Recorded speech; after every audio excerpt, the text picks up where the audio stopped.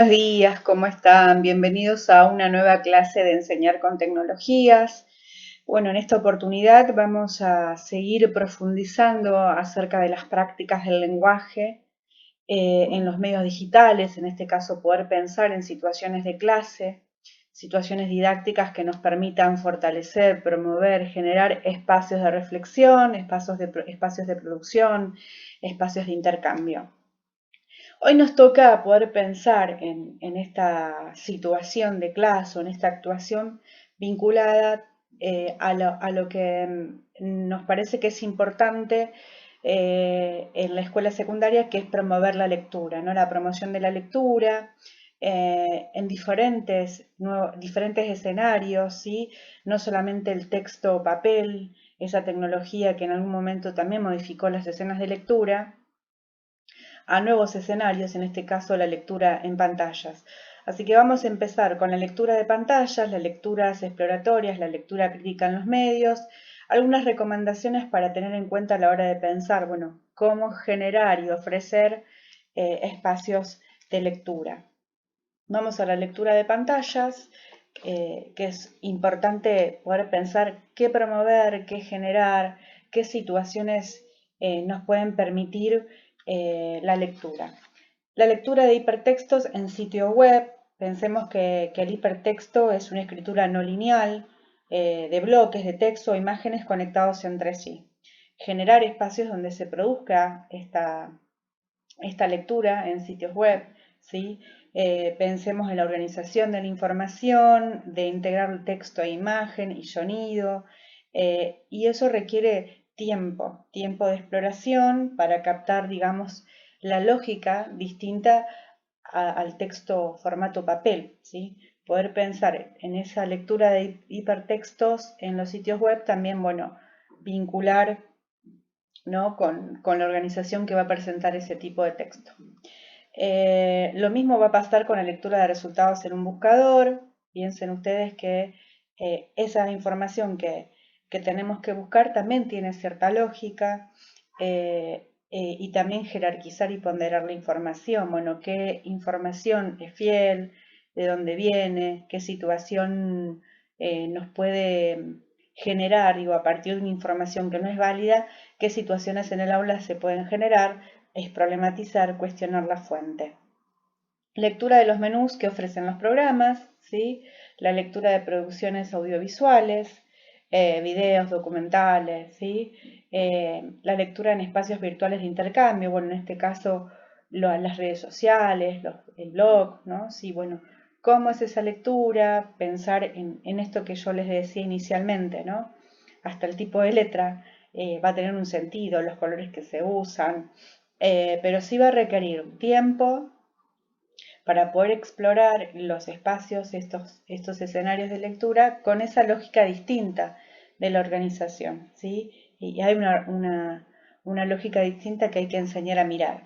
Y después la lectura de presentaciones digitales, ¿sí?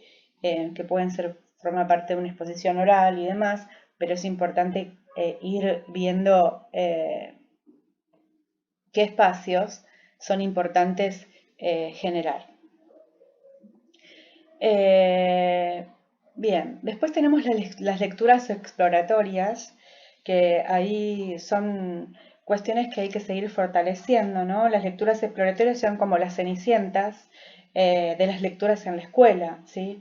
Esto lo decía Vanina Estebanés sobre la tarea que promueve, ¿no? Pensemos en la lectura silenciosa, invisible, por eso las lecturas de cenicientas, ¿no? Invisibles, efímeras que se dan en la escuela y que promueven las situaciones de enseñanza. ¿Cómo hacemos para que la interpretación del texto en papel y en pantalla tenga otro sentido?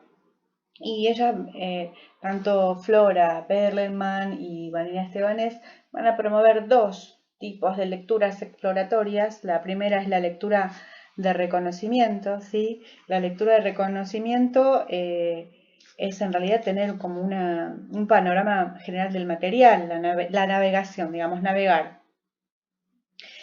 Podemos recorrer el espacio de lectura, sí, en caso errático, pero con cierta libertad, y viendo a ver qué señales nos pueden permitir a nosotros ver, ¿no? Una noticia, tiene que ver también cómo ingresamos a internet, qué palabras buscamos, si buscamos algún video, bueno, ir buscando una hipótesis de lo que dice el texto, bueno, depende el propósito que yo tenga, esa lectura de reconocimiento me va a permitir a mí elegir, ¿no? Qué noticia tomo, qué imagen selecciono. Y la lectura de localización se emplea cuando nuestro propósito es avanzar, digamos, en la ubicación de los datos precisos. Entonces ahí como se produce como un rastreo, que es sistemático claramente. Y recorremos con rapidez el material despreciando, digamos, gran cantidad de datos hasta determinarnos lo que estamos buscando, ¿no? Es localizar, buscar es focalizar, ¿no? Es el efecto zoom. Bueno, quiero un texto o un video informativo, busco un video informativo, voy seleccionando, no busco un video divertido, sino un video informativo que me dé información, que me dé datos, que tiene que ver con buscar un lugar o examinar, ¿no? Ese video informativo. Y es importante hacer esa reivindicación. Esa lectura, digamos, en los medios, en los que nos permiten a nosotros poder mirar críticamente lo que vamos a buscar, tiene que ver también con seguir explorando esos espacios, previamente explorar las pantallas, porque si no también caemos en cuestiones que no podemos manejar después. Entonces sí, ir pensando que hay que explorar previamente las pantallas.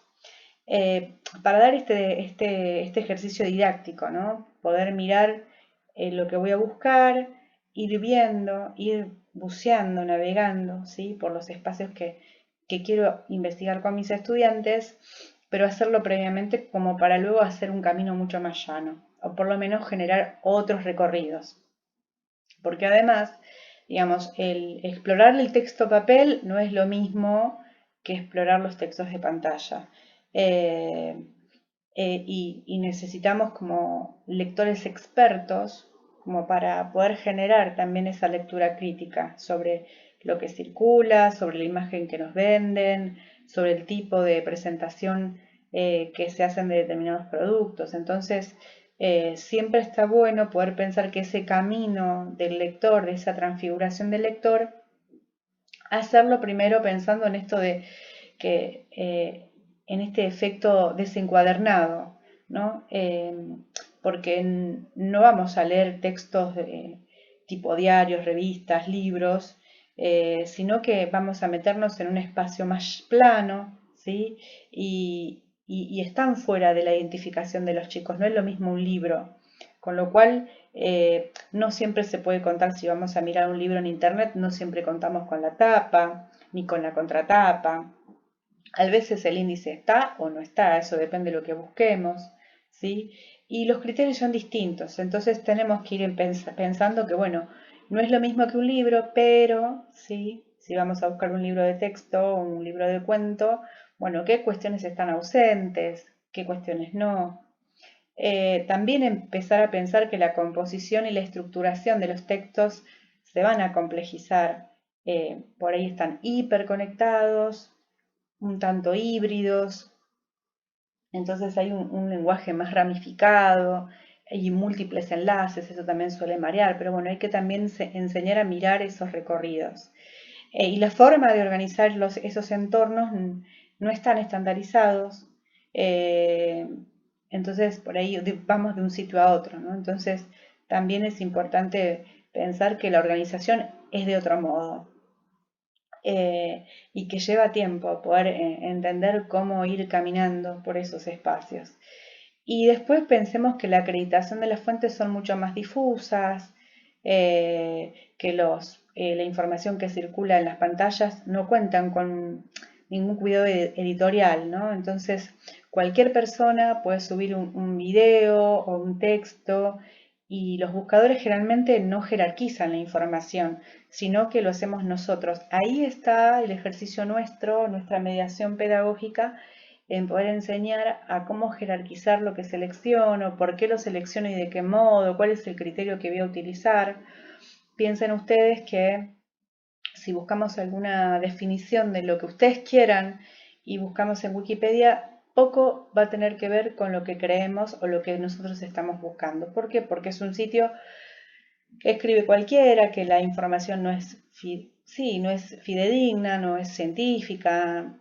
Corremos con el riesgo de hacer macanas si nos metemos en lugares donde la información no es confiable. Entonces es importante, digo, explorar las pantallas previamente y demás. Y una cuestión que me parece importante y nodal es la lectura crítica de los medios, ¿no? Pasar de esta mirada ingenua a la lectura crítica. También es un ejercicio muy potente para trabajar con los estudiantes en el aula. Nos parece también que, digo, los textos representan una realidad desde una perspectiva. Los medios no producen la fidelidad de los hechos.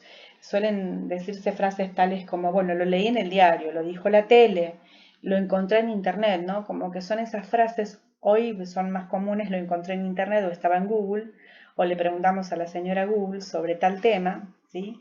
Que seguramente hay información, ¿sí? Que puede ser certera, pero siempre es necesario ampliar, chequear, buscar otras fuentes,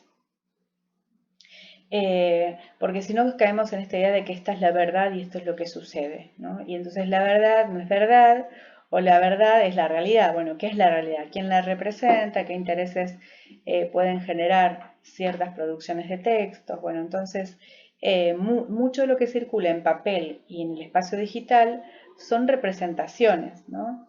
Entonces no es una transposición de lo real, sino que es una representación de algo, y que nosotros tenemos como docentes la responsabilidad de enseñar a mirar esa construcción o esa versión de esa realidad según la perspectiva de quién, ¿no? Es importante en el aula interrogarse, ¿sí?, sobre los intereses de quienes producen las fuentes, las maneras que esa información representa la realidad, si se relacionan con otros grupos sociales, si esa fuente se relaciona con el grupo social. Bueno, esa lectura ingenua a la lectura crítica tiene que ver con lo que nosotros vamos a ofrecer en la escuela. No es algo sencillo, pero pensemos que ninguna información que nosotros brindemos es neutral, ninguna información. Y hay que enseñar a mirar eso. Algunas recomendaciones para poder pensar en esto de leer en textos digitales o en entornos digitales. Primero porque son importantes tener en cuenta algunas cuestiones, poder enseñar y avanzar sobre esta mirada, ¿no? Acá no vamos a sujetarnos a esta idea de mentir a la verdad, sino poder pensar qué hay detrás de cada noticia, qué revela cada noticia, o qué revela cada texto, o qué intereses tiene cada texto, pero es importante siempre proteger. En este sentido, a los alumnos, creo que lo habíamos dicho en varias oportunidades, es proteger a los alumnos de la acción perniciosa que puede tener un medio, influir el pensamiento, de imponer cierta verdad o cierta lógica o cierto sentido del mundo, ¿no? Una concepción del mundo totalmente distinta a los intereses de un cierto sector social, ¿no? Me parece que es importante poder pensar en leer críticamente la información. Y algo que para poder pensar en la transfiguración del lector, de esto que venimos pensando, ¿no? Mirar esa transformación del lector y estos nuevos escenarios de lectores, que pensar que la lectura en pantallas es mucho más compleja de la que realizamos de los textos. Cada ambiente de lectura digital representa una estructura particular de organización de la información, de integrar textos, imágenes y sonidos. Esto que les decía a ustedes. Primero, es necesario siempre volver al texto o hacer esta exploración digital para poder hacer después una lectura mucho más crítica de lo que voy a enseñar. Y que aprender de esa lógica, de esa organización, requiere mucho tiempo, no es algo tan sencillo. Requiere mucha inmersión, requiere mucha exploración indispensable en el ámbito escolar, previa del docente con los estudiantes, porque además son a veces los que no tienen tanto acceso a esa información jerarquizada, ordenada. Entonces el docente previamente tiene que poder meterse en esa lógica, poder aprender cómo se organiza esa lógica y lleva lógicamente tiempo, pero es importante. Después indagar sobre los intereses de esas fuentes, algo que ya dije hace un ratito, interpretar críticamente, digamos, las múltiples informaciones que inundan los medios supone interrogarse en las aulas de estos intereses que tienen ciertas fuentes, ¿no? Lo que van produciendo. ¿Por qué reproducen una realidad o producen una versión de la realidad que es importante cuestionar, que es importante construir, formar y ir acompañando a este nuevo lector, a esta transformación, a esta transfiguración que dice Chartier sobre este nuevo lector en este nuevo escenario, y porque son otros modos de vincularnos con los textos. Y nosotros como docentes de lengua y literatura, ustedes como futuros docentes de lengua y literatura, y donde tengan que promover las prácticas del lenguaje, poder pensar que en esos nuevos modos o en esos nuevos entornos los niños y las niñas y los adolescentes están inmersos. Bueno, ¿en qué medida yo como docente de prácticas del lenguaje o de literatura voy a fortalecer esa transfiguración del lector, voy a fortalecer ese lector crítico sobre ese medio digital o esos nuevos escenarios de lectura? Es importante siempre explorar el recorrido previo, ¿sí? Manipularlo, jerarquizar la información, como ir viendo, ¿no? Hacer esa lectura previa para después hacer esa nueva lectura con los estudiantes en el aula, con lo que voy a proponer, pensando en esto, ¿no? En la lectura en estos nuevos escenarios.